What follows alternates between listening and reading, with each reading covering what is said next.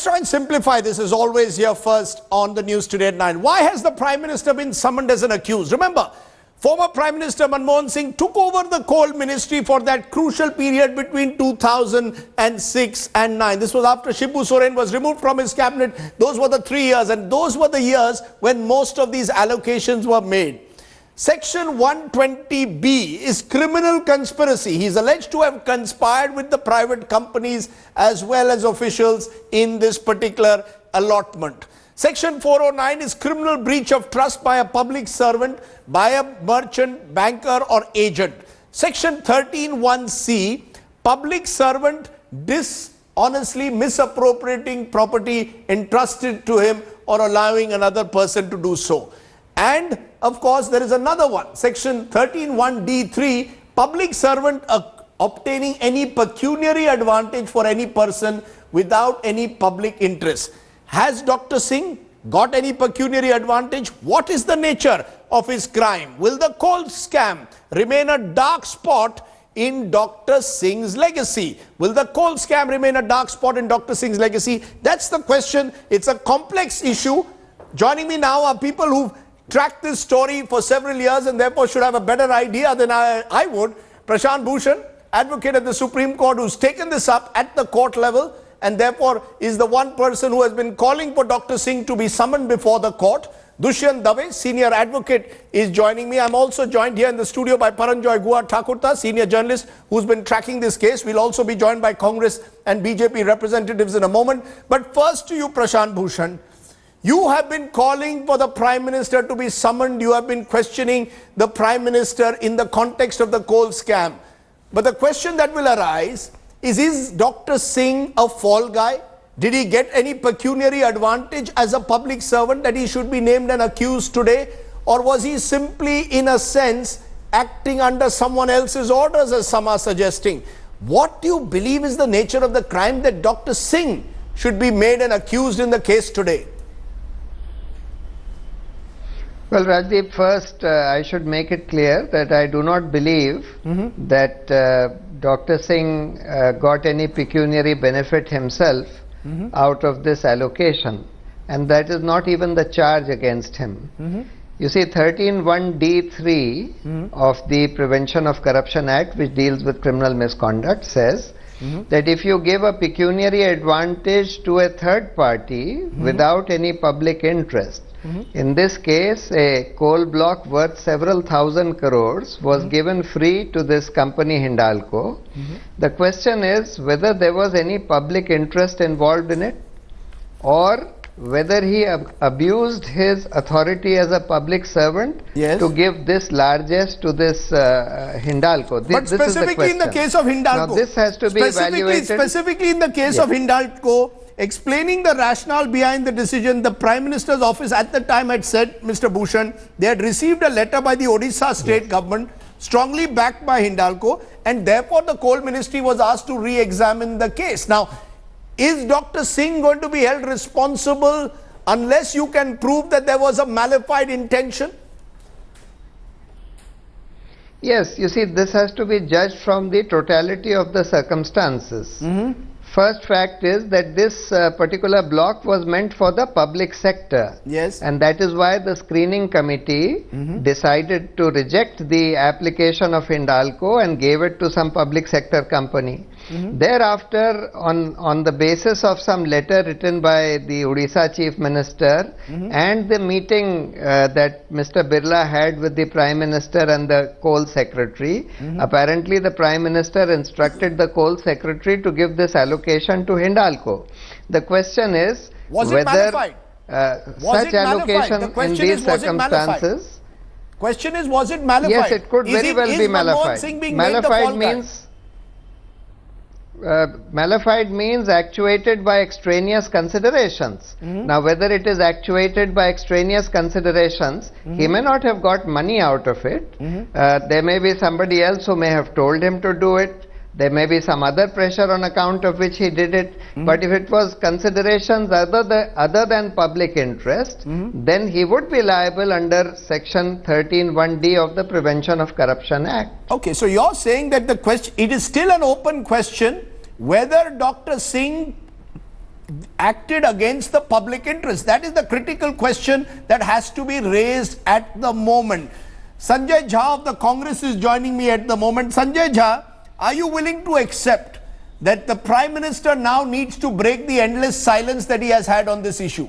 The time has come for Dr. Singh to tell us, all these coal allotments, were they made exercising his judgment, or were they made by pressure from the Congress leadership? That's the question we want to know. And it's time the Prime Minister, or the former Prime Minister, broke his silence. Would you agree? Actually, Rajdeep, if you follow what Dr. Manmohan Singh, the former Prime Minister, has been stating in the coal allocations case for a considerable period, including on the floor of the House itself, where he said that if tomorrow anybody needs to, do a scrutiny of my own actions that I took, I'm free to face even the CBI. So end of day, I think, he's very consistent. That is rhetoric. Even today, if you heard that is rhetoric. I am innocent. No, it's not rhetoric. Sir, that is rhetoric. You see, I want to know. Unlike the current Prime Minister, who makes all kinds of rhetoric on the floor of Parliament, I think Dr. Manmohan Singh, on a very controversial issue of coal allocations, said he was willing to face the CBI if a scrutiny so deemed important. He needs to tell us whether the allocations were arbitrary or not. He needs to tell us whether the allocations were arbitrary or not, whether they were made under pressure, whether he was following orders, as some are suggesting, from the Congress leadership, and he was not his own man. These are the questions he needs to answer, not simply say, I'm ready for any inquiry. That's not enough, because after his statement has been issued, he's now been summoned as an accused. Well, Rajdeep, let me tell you, I was hearing Prashant Bhushan talk a little earlier on your show. Yes. The point is, and let's understand this, that the Supreme Court has cancelled coal licenses since the year 1993. So it's not, remember, there are 4 governments before the UPA came into government in 2004. There were 4 governments that actually continued with the same process. Now the Supreme Court has deemed, the systemic as a systemic flaw, because it gave a lot of discretionary allocation power to whoever were the executives who were responsible. Now that is an issue that is now beyond dispute, because now you have auctions. Now Dr. Manmohan Singh, and this I'm repeating for the umpteenth time, was the one who on 20th August 2004 recommended that auction should be the route going forward through a competitive bidding route. Yes, but that didn't happen. Took 7-8 years, Rajdeep, you know it. You know it, why it took 7-8 years. I have evidence with me. I think Rajdeep today said it out in the press conference, that you have letters from the chief secretaries, from the chief ministers, like Shivraj Singh Chauhan from Madhya Pradesh, Vasundhara Raje, West Bengal government, Jharkhand, who explicitly wrote to the Prime Minister's office and to the coal ministry saying, we are not in favor of auctions. What did Dr. Manmohan Singh do? And it is written in PC Parak's book. PC Parak admits that Dr. Manmohan Singh's initiative to publicly advertise the coal fields by giving whatever geopolitical dimensions and inviting bids from different joint venture partners was the right step in the given circumstances. Today, whatever auctions are happening because Dr. Manmohan Singh triggered them. No, hold on. Let's be clear, and I'll come to those coal auctions in a moment, because the government has already raised more than 2 lakh crores through these coal auctions in the last month. The Congress claimed there was no scam. Are we very clear that Dr. Singh should be blamed for what happened? Or are we saying that, as Sanjay Jha and the Congress are pointing out, that these allocations have been arbitrarily made since 1993, and Dr. Singh in 2004 itself had favored the auction route? He was opposed by the Congress and even by BJP chief ministers. 2 or 3 points need to be added to what Mr. Sanjay Jha has said. Firstly, if indeed Dr. Manmohan Singh had recommended on the file that coal blocks be allotted through a public auction process, why did it take his government 8 years to change the law, and why did it take them some more time to enact the rules and put the notification? Now, was it purely on account of pressure from various chief ministers and chief secretaries of state? I look at it. And also because it's the period between 2008 and 9, just before the general elections, where most of these allocations are made, raising questions whether these allocations were part of quid pro quos. 2 points. Coal is a major mineral. It's the central government that decides. Coal accounts for half of the energy that's consumed in this country. Dr. Manmohan Singh is supposed to be the Prime Minister of India. If he does not know what his own ministers of state are doing, if he does not know the manner in which the best blocks with the natural resources that belong to the people of this country the way they were being allotted, then who is responsible? So he has failed, you believe, in dereliction of duty. As the coal minister, let me at the add time, one he point. cannot pass the buck on to his ministers of state for coal or to the Congress leadership. Look, the buck has to stop somewhere. Do you believe And the buck stops with him? The buck Or stops with the Congress party? Do you believe the Congress party made Dr. Manmohan Singh, and that's why I say, should he be breaking his silence and revealing under whose pressure did he allot these coal blocks? That's a question you Is have that to the central question? No, that's not the central question. The central question is that these coal blocks were allotted.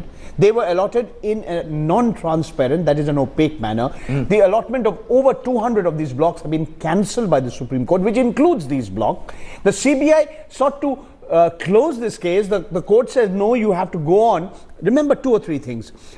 For the first time in the history of this country, a Prime Minister responded to two reports of the Controller and Auditor General of India in Parliament. One was the 2G spectrum scam, and this was the Colgate scam. Can you tell me, Rajdeep, when a Prime Minister was last questioned, or a former Prime Minister was last questioned by the CBI? Well, Dr. Manmohan Singh is correct that he wants to be, he says, I'm willing to be questioned. But the fact is, he was in charge. If he was not in charge of things, then who was? That is the question. Dushyant Dave, do you believe under the law, the responsibility, vicarious or indeed more direct responsibility, lies with the coal minister of the country at the time to explain on what basis were these allocations made? And that is where Dr. Singh has to be summoned. And in this case, do you see him, but do you see it enough for it to be established as a conspiracy? Well, Rajdeep, let me say one thing. Yes. That I am on record almost 1.5 years ago on a national television on one of the other channels, having clearly said that Dr. Singh is guilty of act of commission so far as coal allocations were concerned. Because out of 194 allocations, almost 130 plus were given when he was the coal minister. So that's a matter of record. My view has been expressed long back. And I therefore stand vindicated today when Dr. Manmohan Singh has been summoned by the court in this case. Although I don't know the specific details of this case. But having said that, let me say one thing, that as Prashant rightly pointed out, he may not have directly taken pecuniary benefit himself. But the fact of the matter is that the Supreme Court's law clearly required government to give out these vital resources through an auction process. Despite that, they didn't choose to do so. One. He says there was a gridlock. The Prime Minister, Dushyant, when we have spoken to the Prime Minister or the former Prime Minister, he says there was a legislative gridlock. What could I do? The country needed coal. The country needed coal urgently. I was not getting the coal bill, the coal and minings bill changed in time to ensure the auction process. So we had to go in for these allotments, and it was done with chief secretaries and chief ministers taken on board. No, that's just an excuse. Even today, the law stands in the same way. The Supreme Court judgment has come undoubtedly, which has changed the situation. But without Supreme Court judgment in Colgate case, the government was obliged to have gone for an auction route for the purpose of this vital national resource. Now, let me say one more thing. Yes, go ahead. Yes, one more thing. That Dr. Singh, even if you say that he is not directly responsible, although I dare say that Section 7 of the Prevention of Corruption Act perhaps would be attracted in this case, but at least he is guilty of abetment, because these allocations have been made at the instance of those who were controlling the Congress party. These allocations have been made in extremely suspicious circumstances. Let me bring in Sanjay Jha. The larger conspiracy. Let me bring in Sanjay Jha before I go back to Prashant Bhushan. The charge which is being made is essentially one of abetment by some, like Dushyant Dave, and others like Paranjoy Guha Thakurta, who are suggesting that the Prime Minister is guilty of, or former Prime Minister is guilty of dereliction of duty. He was the coal minister. He has to explain the nature of the allotments. He cannot escape his responsibility there and simply pass it on saying, look, I wanted an auction, I couldn't do it. He was the Prime Minister of the country, for God's sake. Rajdeep, I will not get into the rhetoric of it. I just want to come down to the bottom line. What are the facts? You have laws in this country. You have a Coal Mines Nationalization Act. You have the MMDR Act. What does the MMDR Act say? It says that any allocation that will be made of any coal block, it needs a concurrence of both the state government and the central government. Now the truth is, if you take the Talabira case, but that is the one under which I think the summons have been sent today. You look at that case, well, what is the unique feature in that allegation? Is the fact that Naveen Patnaik, as the head of the Odisha government, despite the screening committee rejecting it, made repeated pleas to the Prime Minister's office and to the Coal Ministry, saying, I need permission for Hindalco in the as a tripartite venture, because he believed it was good for the Odisha government. Now the central government cannot ignore the pleas and the requests of the state government. The fundamental point that is being ignored in the entire coal debate since it started, Rajdeep, and I do hope media will get into it, that the Supreme Court, when it's cancelled the licenses, has said that there were state governments which actually took advantage of the coal mines allocation they had, and they in their state public sector undertakings gave it away to private sector in joint ventures, who in turn sold it back to the PSU for a huge profit. The real scam is in the states. The real scam is in BJP ruled states and Jharkhand and Madhya Pradesh and Chhattisgarh. Now the focus of the central government, if there has been a misdemeanor, if something has gone wrong, fair enough, they should be punished. But targeting the Prime Minister for following an existing system that the others did not allow him to change, I think is being brazenly unfair. I think the law will take its course, and I think the Prime Minister will stand vindicated. Prashant, that here is the charge that the Congress makes, that many of these allotments were made through state government. Some of them BJP ruled, some of them Congress ruled. And the CBI itself, Prashant, you will well remember, wanted this case closed. What does that say about Ranjit Sinha, the former CBI chief, who called for the case to be closed? It was people like you, it was the Supreme Court who insisted that it not be closed. The questions will arise. The CBI itself believed there wasn't enough evidence apparently against the Prime Minister. There wasn't enough evidence in this court, in this case. No, of course, there are a lot of questions that should be asked of Mr. Ranjit Sinha, especially in the context of his entry register of his house, which shows him meeting many of these accused persons multiple times at night at his house, and thereafter closing the cases against them. But that apart, I think there are two very important lessons to be learned from this. The first is that all public servants in this country must disabuse themselves of the feeling that just because they have the power of allotment or power of giving any largesse to anybody, that they are free to do so to anybody that they please, and that they will not be held accountable for that.